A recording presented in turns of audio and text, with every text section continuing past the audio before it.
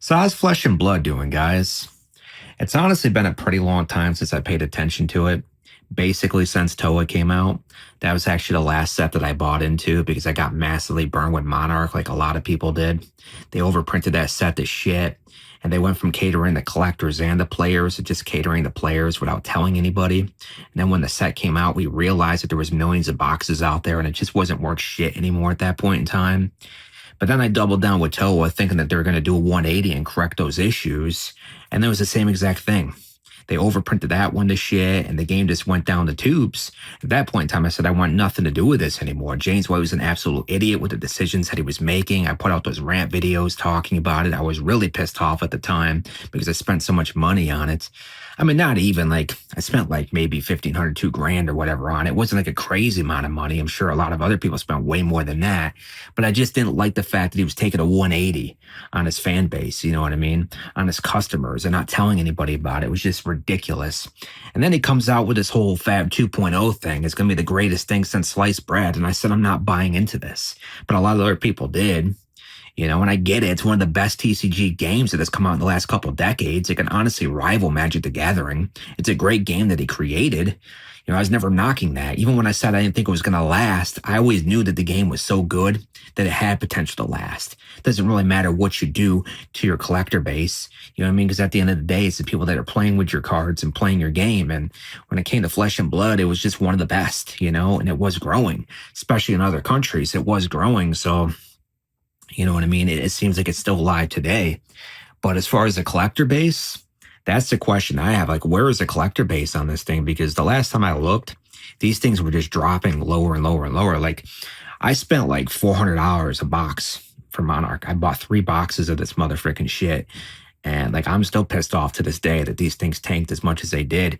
And like, they finally hit a floor, like it felt like a couple years ago. And then recently, I was told that these things dropped even further. They were selling like $30, $40 a box, which is like MetaZoo territory, which is crazy. It just goes to show you how much of this they printed, man. And then they had second edition, which they never should have put out in the first place, because they printed so much of the first edition. There's just too much out there, man. There's too much freaking out there. And like I said, I bought Rudy's kit thinking I was going to make money off of it and just massively overpaid for 2 boxes. Then I was a dumbass and I bought another box. And I also spent like $700 on a box of Crucible War first edition. That ain't worth even $300 now. So I'm pretty pissed about that. The only reason why I'm opening these today is because this box actually happened to get ruined because I actually had a can of soda. It was a can of Surge that I was saving because it was just nostalgic. And my dumbass decided to leave the soda in the can, and I had it sitting there on my shelf. And then over time, it started leaking. It got over all my MetaZoo boxes and completely destroyed some of my MetaZoo stuff. And I was able to salvage the packs because obviously they're sealed, so it didn't really get through. But these just been sitting there, this whole time. I still have my MetaZoo ones as well that I'm finally throwing up on eBay, but these, I figured there's just no value in them at all, so I'm just going to crack them on this video and kind of talk about Flesh and Blood a little bit and, ask the community, anyone that's still following this shit, how it's doing, because, like I said, I don't really know. I don't really know. And I don't even know what's the good cards to pull in this. I know the Library of Solana is like the best card that you can pull, to my knowledge. But otherwise, I don't know. And these are going to be super hard packs to open, apparently. Maybe I should have got some freaking scissors. I didn't realize that they're this freaking indestructible. Like, I can't even rip them open here. Holy shit. Jeez Louise. I don't know the pack trick or anything for this, so I guess we're just going to go through. Know nothing about these cards. I just know, like I said, the Library of Solana. And that's basically it. I know there's one cold foil in here. At least there's supposed to be. We'll see if I get robbed. My luck, there probably won't even be one in here. But yeah, guys, if you notice any cards in here that are worth any money, let me know in the comment section. Because I honestly have no freaking idea what I'm doing with this. It's basically just me trying to move on, like I said, because this thing's just been sitting in my room since that disaster happened a few years back. And I said, one day I would open these things. And I figured, what the heck? I figured, now is the time. I'm trying to clean up my room because it's been a mess for the last few years. And these things are just taking up space, so it's time to get rid of this shit. And it also makes me sick looking at it. Now, Time Skippers. I do remember this one being a pretty cool card. The coal foil version of it. I remember Rudy talking about that. This is actually a pretty useful card. Maybe it isn't now, but I know back in the day it was. But yeah, I mean, it's just incredible. It's incredible how quick these things tanked in value. Because, you know, for the longest time, they were selling for like $400 or $500 a box. You know, when they first came out, they were selling for that much money because people are anticipating that these are going to be worth a lot, because the last set that they put out was like $37,500, the Crucible of War. So they figured at most, like maybe it'd be like 50,000 of these. They would have continued to print them, you know, in normal intervals, but they decided, what is with this? Like, what kind of quality control? Oh, okay, it's a double-sided card. That makes a little more sense. I'm like, what is going on here? But if you would think that they're going to progress, you know, at decent intervals like a normal company should, then, you know, like 50,000, 60,000, maybe 75,000 boxes at most. And then we find out they printed like 125,000. Like, that is just ridiculously absurd. And I talked about in the past, you know, it was absolutely asinine, and I was so pissed about it. And even to this day, just thinking back, it's like, what the hell? This is how you kill the collectability of your card game.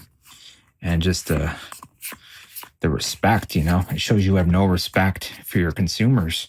You know, it shows that you don't care if you're not even going to tell people that you're doing that, because everyone was just buying in, FOMOing in, and just spending crazy money. And unfortunately, so many of us got burned, you know, so many of us got burned. And even with Toa, like I said, I bought into Toa thinking that they're going to fix the issues, and they didn't do a damn thing. They literally just did the same exact thing. This was actually the other playmat that Rudy put out. This is one of the cards that you can get on the playmat, which is kind of cool. But apparently it's not a super rare card. And this is the one that I got, actually. This is the playmat that I got, which is pretty dope. But again, not like a super rare card. It's just a plain Jane common or uncommon or some shit. But still nice artwork. But like, if you're going to buy this stuff to actually collect, I mean, I'm sure there's collectors for everything out there. But if you're comparing this to like Pokemon or something, it's like, it doesn't seem like there's nearly as much collectability to it. But there was, you know what I mean? Because it was the early sets and people wanted the early sets, you know? Always in any TCG, you want the early sets. The early sets of Magic are worth so much money. So the early sets of this would be worth a lot of money, you would assume.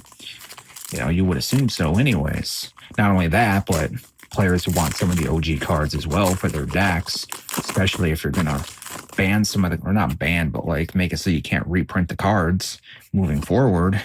And if that's the case too, then people have no choice but to get these older sets and to try to come across these cards, which will make them even more valuable. So you can understand why people would want to buy into them.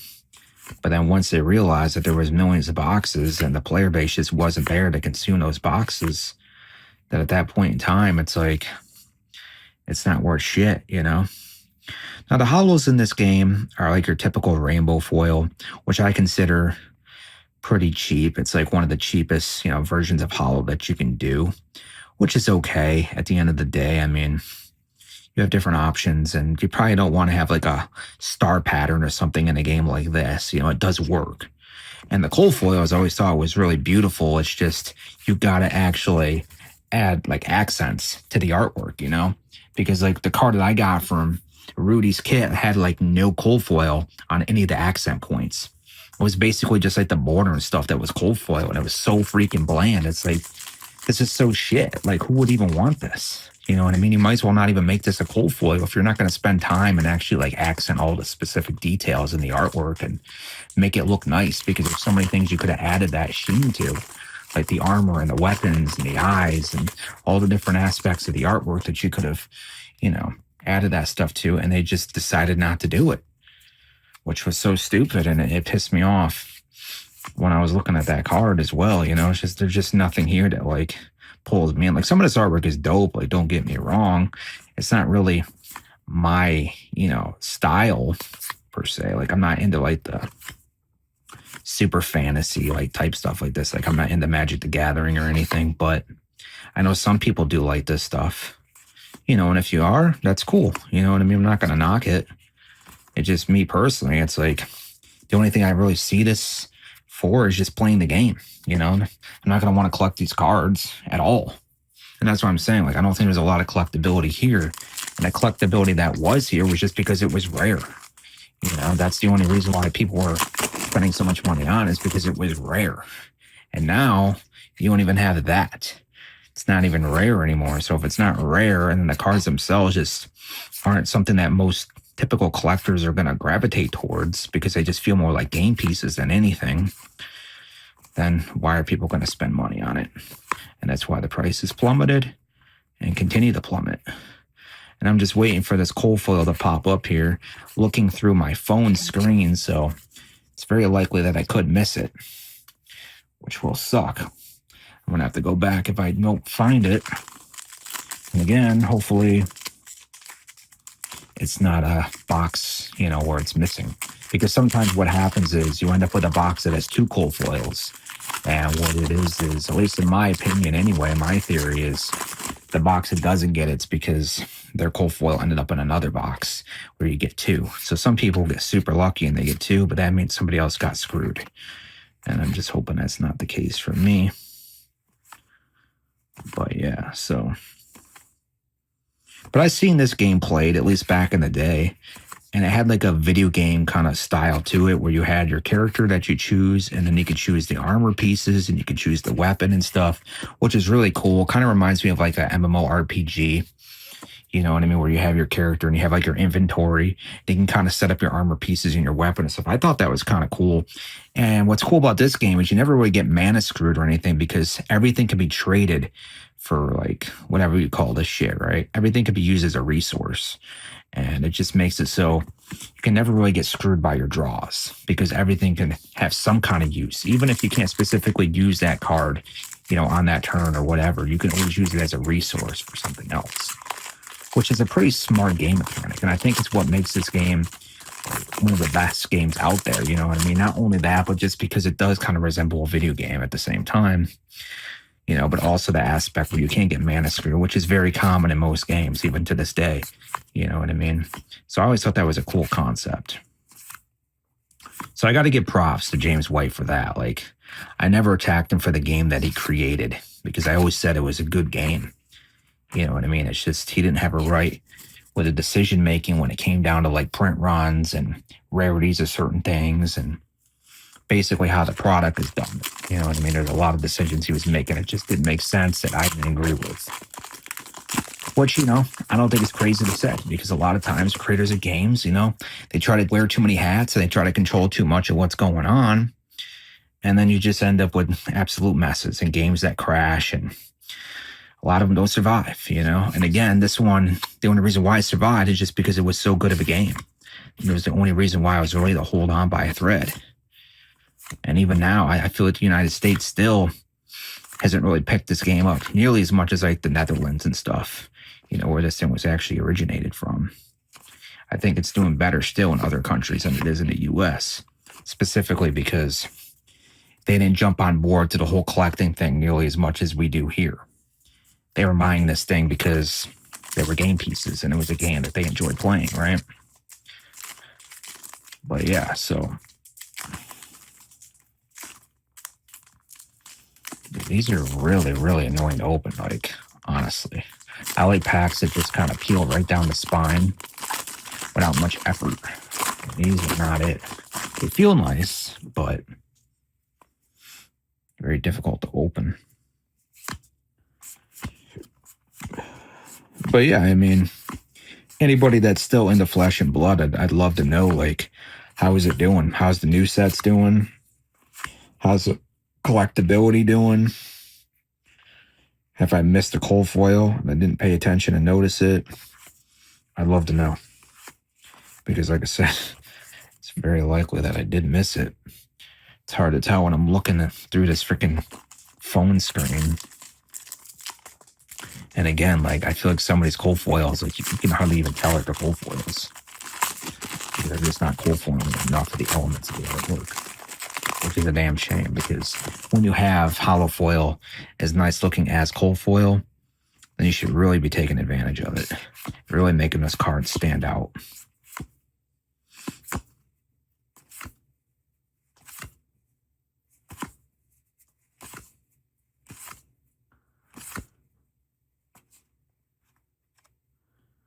Some of these almost look hollow just because the light reflecting off of it, but is this hollow? Yeah, it's hollow. Actually, is that the cold foil? I think this is the cold foil because this isn't a rainbow hollow. This is like a silverish hollow. I think this is the cold foil. Carry-on husk. Probably not worth shit. It's so funny that I just happened to stop on this card because it's not the first card where I kind of seen it where it looked like there was a hollow to it, but I wasn't sure. But then when I actually looked at it with my eyes, not on my screen, I was like, shit, there's actually a shimmer to this. I do believe this is a cold foil. So I guess I'll look that card up here in a minute. Well, it's going to have to be off screen because I can't look it up while I'm recording. But try to figure out what that's worth, and then I'll put it on the screen afterwards and post. And we can celebrate or not, depending on how much it's worth. It's only worth like $5-10 or something. That's like, boo. No way I'm going to get the value of this box back. That's for damn sure. Not the value that I paid for it anyway. I feel like I'm getting a lot of the same cards, so I'm not even sure how big this set is. Blood Tribute. I remember Rudy talking about that card.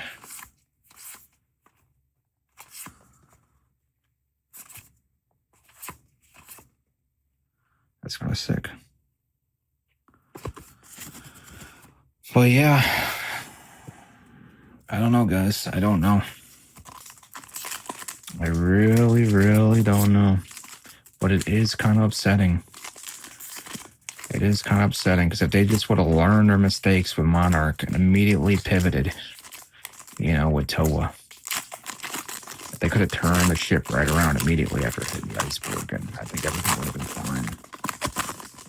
But they kind of doubled down with it, and that pissed off a lot more people. People that are giving them a second chance, You screw them once, shame on you. Screw me twice, shame on me, kind of thing. After that, it's like a lot of people are just like, we're done with this. That's pretty cool. I'm not knocking the artwork at all, It is sick. It is sick. It's not like it's shit artwork by any means. It is pretty sick. It's just more of a game piece than anything. It's one thing if you're collecting cold foils or something. I definitely could see you collecting cold foils or whatever, but even most of these hollows I don't think are worth a shit. And there's 125,000 first edition boxes alone, and probably another 200,000 or something second edition or unlimited, whatever you want to call it. I mean, you can't expect this shit to be worth anything. Even now, it's like how many people are really buying this stuff and actually playing the game. Don't really know. And to me, they got rid of the first edition model when they released Fab 2.0. That was one of the biggest announcements that they had was, we're done with the first edition model. We're just going to put out, one booster box and that's it. And I'm a thorough believer that you can make first edition work. If you do it properly, you can make first edition work. Yu-Gi-Oh! Still does it, even though I don't agree with the way that they do it because they overprint everything a million times. So even they aren't doing it properly. But at least proves that you can make first edition work if you know what you're doing. You know what I mean? I think first edition is something that you can sell direct to consumer.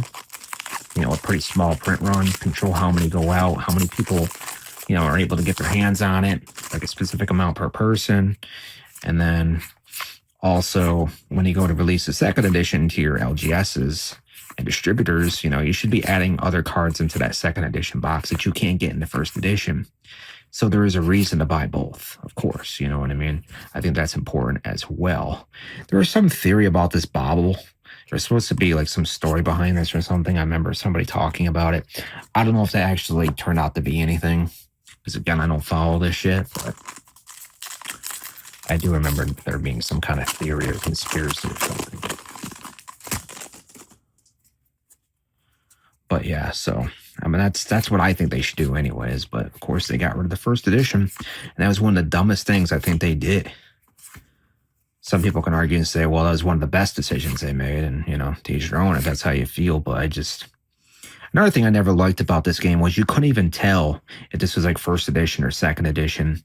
You know, I mean, you actually had to go down here and like kind of see the color of this stuff and like certain words and stuff that are down there. It's like the only way you could tell.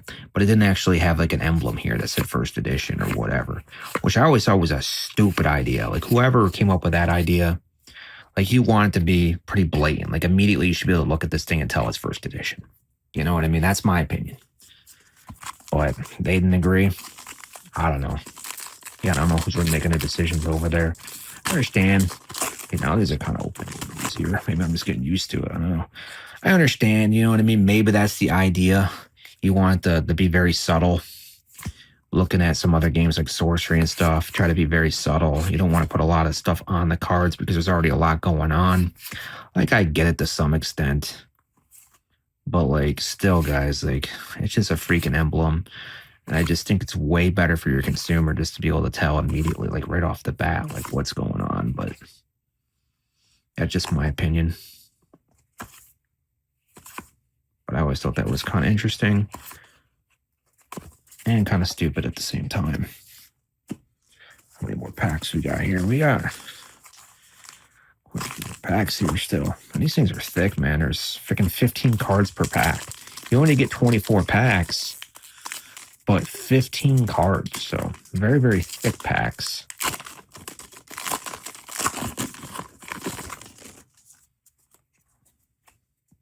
And a lot of duplicates.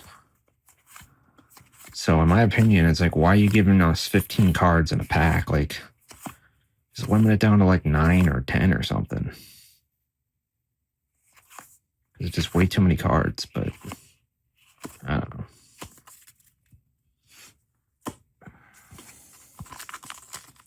You know what I mean? And if that's the case, then why are you printing 125,000 boxes? You know, there's something wrong there. Like, if you're printing that many cards in a pack, and you're printing that many boxes, like, it just doesn't add up, man. It's like, you don't want it to be rare at all. I get it, these are game pieces, but it's first edition. Like, what are we doing out here? Some questions I have to keep asking myself. And asking James White. If he was here, I'd literally be asking his questions, because it just doesn't really make a lot of sense to me.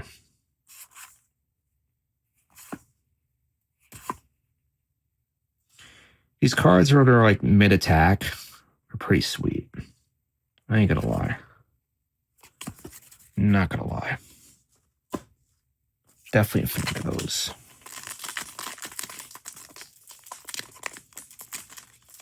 Some of these open like easy, and then the majority don't, though. Like, you really just have to get your finger like in that little pocket. Like MetaZoo, you just go from the bottom and like it just rips right open. These, it's like, just fight you every step of the way.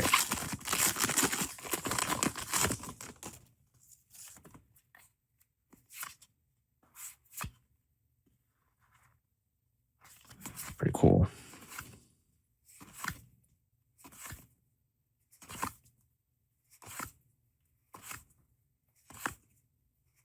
I feel like I've seen this card like 58 million times. See, when I'm looking on my camera here, it's like, it's so hard to tell if it's even a hollow. Until I start moving it around, and even then, because all the cards are shiny, it's hard to tell with that rainbow foil. Or if you just use like a star pattern or something, like, you would be able to tell like right off the bat. But again, I think it's all about subtlety with this game, and obviously they're trying to take a lot of the elements from Magic the Gathering, so they're not going to change it up too much. I know some of the newer cards, like the hollows and stuff, are kind of crazy, but okay, I haven't seen this card before, I don't think. It's a Reaper. It's pretty gnarly.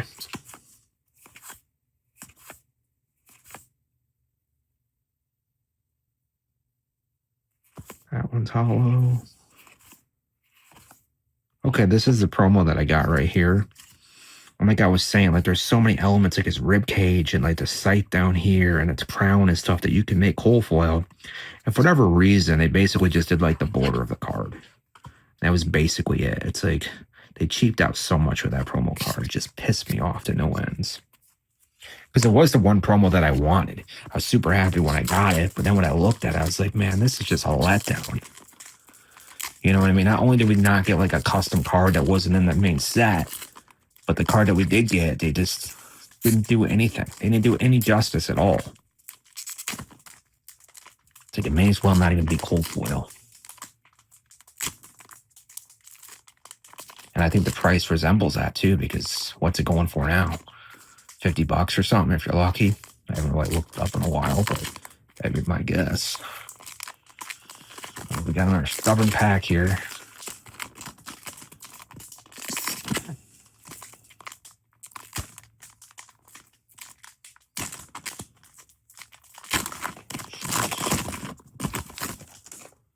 I ain't gonna lie, I don't really open a lot of packs.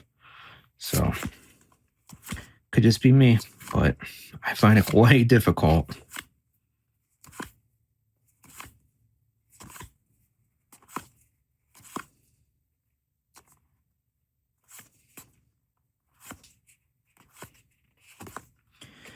Now, I think it's possible to get every card hollow, but maybe I'm not right with that. I'm not sure. But it seems like that. It seems like that's the way it is. I don't know. Anyway, we're down to the last pack. Hope you guys enjoyed this video.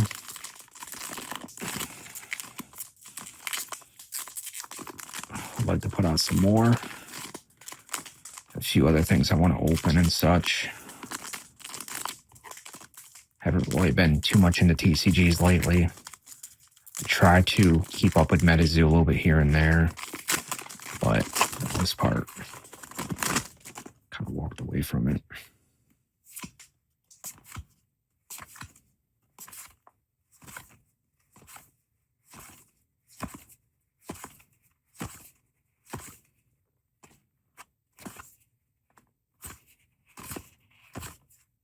Alrighty, so there we go. It looks like that was the cold foil. Hopefully worth a little bit of money, but we shall find out here soon enough. It's got some damage there, so it's definitely not going to grade well. But I guess it's pretty common with these earlier Flesh and Blood cards. The corner's usually pretty rough, and sometimes you have these little nicks in the edges. Unfortunate. Thanks for watching.